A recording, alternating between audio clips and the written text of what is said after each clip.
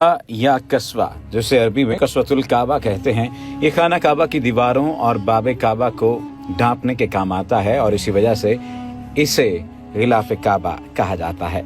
इसकी इब्तिदा इस्लामी रिवायात के मुताबिक हज़रत इस्माईल अलैहिस्सलाम ने की थी। अभी ये हमेशा स्याह रंग के रेशम से तैयार किया जाता है। इसे हर साल तब्दील कर दिया जाता है। मक्का मुकरमा में गिलाफ काबा की तब्दील करने की रूह परवर तकरीब हुई और गिलाफ काबा तब्दील करने की इस तकरीब में मुख्तलिफ शख्सियात ने शिरकत की। आज के इस वीडियो में गिलाफ काबा की तकरीब के बारे में आपको बताने के साथ साथ गिलाफ काबा की तारीख और इसकी तैयारी के मराहिल में आपको बताया जाएगा। गिलाफ काबा की तैयारी में तकरीबन 670 किलोग्राम रेशम इस्तेमाल हुआ, 120 किलो सोना और 100 किलो चांदी इस्तेमाल की गई। मक्का मुकरमा में होने वाली तकरीब में कलीद बरदार काबा, मुंतजमीन, सऊदी हुक्काम और गिलाफ साज कस्बा फैक्ट्री के जिम्मेदार शरीक हुए। गिलाफ काबा की तैयारी में 120 किलो खालिस सोना, 100 किलो चांदी और 670 किलोग्राम खालिस रेशम इस्तेमाल किया गया। गिलाफ की लंबाई 50 फीट और चौड़ाई 35 से 40 फीट है। इसकी तैयारी पर तकरीबन 60 लाख सऊदी रियाल लागत आई है। गिलाफ काबा के 4 कोनों पर सूरह इखलास मुनक्किश है। इसके अलावा गिलाफ पर मुख्तलिफ आयात कुरानी पर मुश्तमिल 16 पट्टियां अलग से जोड़ी गई हैं। कुरानी आयात को सोने, चांदी और खालिस रेशम से तहरीर किया गया है। सऊदी अरब में गिलाफ काबा की तैयारी के अमूर के लिए अलहदा महकमा और उम्मुल जोद बंदरगाह पर इसका एक खुसूसी कारखाना कायम किया गया है, जिसमें गिलाफ काबा की जदीद तरीन तकनीक के मुताबिक तैयारी के लिए तमाम ज़रूरी इक़दाम किए गए हैं। ये कारखाना हर साल बैतुल्लाह का एक नया गिलाफ तैयार करता है, जिसे 9 ज़िलहज को पूरे तुज़्को एहतशाम के साथ खाना काबा की ज़ीनत बनाया जाता है। तारीख में गिलाफ काबा तैयार करने वाली 3 खवातीन के बारे में भी आपको बताते हैं। तारीख की कुतब में गिलाफ काबा की तैयारी का तज़किरा बहुत है और ये भी गिलाफ काबा ज़्यादातर मर्द हजरात का काम था। ताहम तारीख में कुछ खवातीन के नाम भी मिलते हैं जो गिलाफ काबा तैयार करती रहीं। उनमें 3 खवातीन ज़्यादा मशहूर हुई। इनमें अन्नवार बिनत मालिक पहली मशहूर खातून हैं जिन्होंने गिलाफ काबा तैयार किया। वो सहाफ़ी रसूल ज़ैद बिन साबित की माँ हैं। एक दफ़ा उन्होंने कहा कि ज़ैद की पैदाइश से कबल जब मैं उम्मीद से थी तो मेरे जहन में गिलाफ काबा की तैयारी का ख्याल पैदा हुआ। मैंने अरबों से सुन रखा था कि गिलाफ काबा की तैयारी बहुत बड़ा एजाज़ और शरफ का काम है। कबीला कुरैश के उमर बिन अल हकम का कहना है कि मेरी माँ ने हुज़ूर की हिजरत मदीना से कबल खाना काबा की एक ऊँटनी की नज़र मानी। ये कुर्बानी बैतुल्लाह के अंदर दी गई थी, ताहम आप सल्लल्लाहु अलैहि वसल्लम ने इससे मना नहीं फरमाया। इस्लाम से कबल गिलाफ काबा तैयार करने वाली खवातीन में एक नाम नतीला बिनत जनाब उम्मे अब्बास बिन अब्दुल मुत्तलिब का भी मिलता है। उन्होंने रेशम से गिलाफ काबा की मुतअद्दिद अक़साम तैयार की। तारीखी मसादिर से मालूम होता है कि अब्बास बिन अब्दुल मुत्तलिब छोटी उम्र में गुम हो गए तो उसकी माँ ने यह नज़र मानी कि अगर इसका बेटा मिल गया तो गिलाफ काबा तैयार करेगी। फिर वो मिल गए तो गिलाफ काबा बनाने की नज़र पूरी की गई। नतीला आखिरी खातून थी जिन्होंने करीबन 1500 साल कबल गिलाफ काबा तैयार किया। उसके बाद ये शर्फ पहले कुरैश के पास ही रहा और किसी और खातून को ये शरफ नहीं मिला। गिलाफ काबा कस्बा की तैयारी के बारे में तारीख के आईने में भी बहुत सारी बातें मिलती हैं।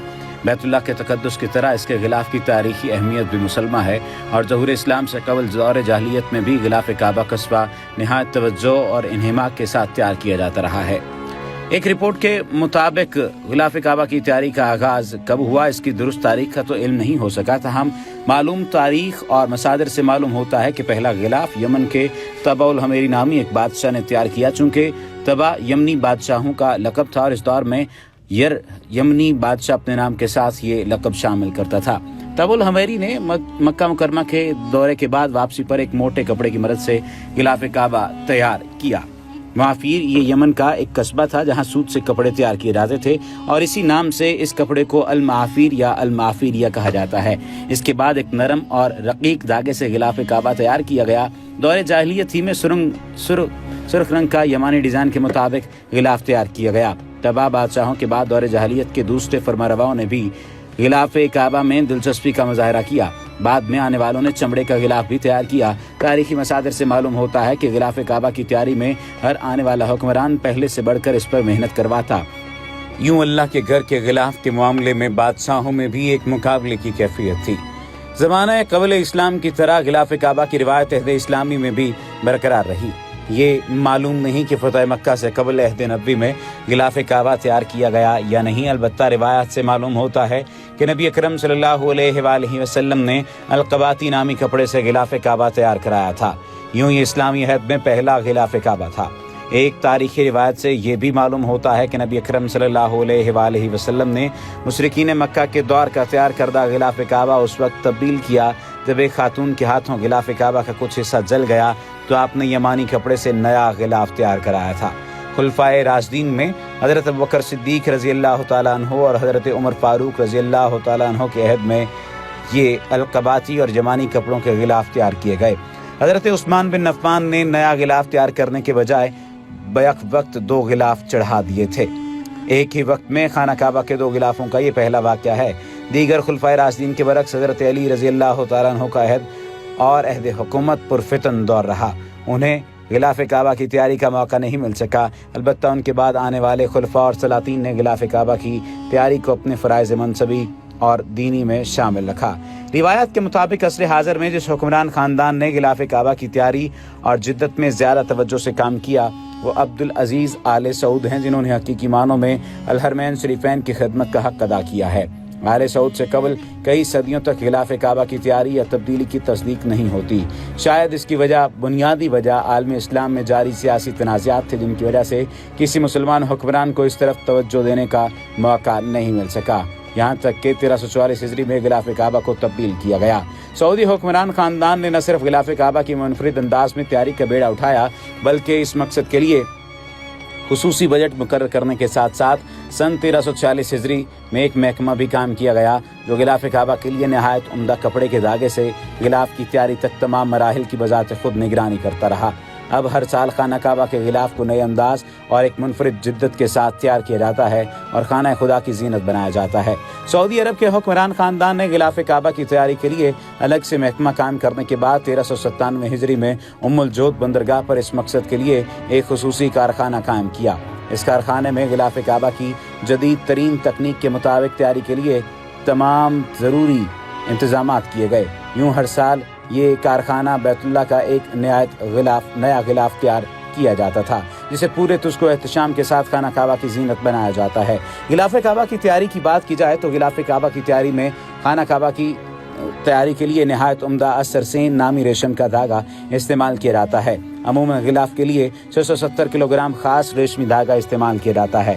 دھاگے کی تیاری کے بعد پہلا مرحلہ دھلائی کا ہے، جس میں دھاگے کو اس کے منفی اثرات زائل کرنے کے لیے گرم پانی میں دھویا جاتا ہے تاکہ دھاگے کی تیاری میں استعمال ہونے والے کیمیائی اثرات ختم ہو سکیں۔ کیمیائی اثرات کو ختم کرنے کے بعد دھاگے کو ہر قسم کے مضر اثرات سے 100% پاک کرنے کے بعد غلاف کے بیرونی حصے کے دھاگے پر سیاہ اور اندرونی حصے جسے اصطلاح میں ستارہ بھی کہا جاتا ہے سبز رنگ کیا جاتا ہے۔ لیبارٹری کے شعبے میں غلاف کعبہ کی تیاری میں استعمال ہونے والے ریشمی اور سوتی دھاگے کی کوالٹی اور معیار کو چیک کیا جاتا ہے اور غلاف کے کپڑے کی تیاری شروع کرنے سے قبل اسی تجربہ گاہ میں دھاگے سے نمونے کے کپڑے تیار کیے جاتے ہیں تاکہ اس کی عمدگی اور معیار میں کوئی کمی نہ رہ جائے۔ مرور زمانہ کے ساتھ غلاف کعبہ میں جدت کے ساتھ اس کی تیاری کے طریقہ کار میں بھی جدت آتی گئی۔ چند برسوں قبل تک غلاف کعبہ کی تیاری کا تمام کام ہاتھ سے کیا جاتا تھا۔ غلاف کی سلائی، کڑھائی، آیات قرآن کی لکھائی سمیت تمام سوئی یا دستی آلات کی مدد سے طے کیے جاتے تھے۔ یہ یقیناً مشکل اور صبر آزما کام تھا اور اس طرح خانہ کعبہ کی تیاری میں کافی وقت صرف ہوتا تھا۔